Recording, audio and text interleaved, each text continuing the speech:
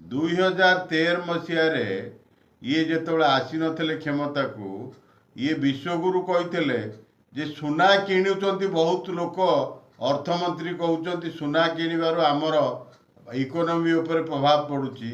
आज 2026 मसीह से कहते कौन आगे तांको मुहर आपण शुणी दियंतु। हित में हमको ये तय करना पड़ेगा कि साल भर तक घर में कोई भी फंक्शन हो, कोई भी कार्यक्रम हो, हम सोने के गहने नहीं खरीदेंगे, सोना नहीं खरीदेंगे।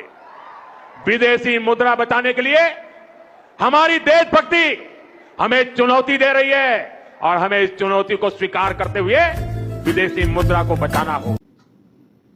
सुनिले वर्तमान कहतु ये कहते से कहते एबे ये कहते सुना के किणनी ताले तुम कौन तमें कौन कह चाहूच लोक कौन तुमठू वार्ता नेबे केमिति तुम द्वारा प्रभावित हे तुम्हें कह।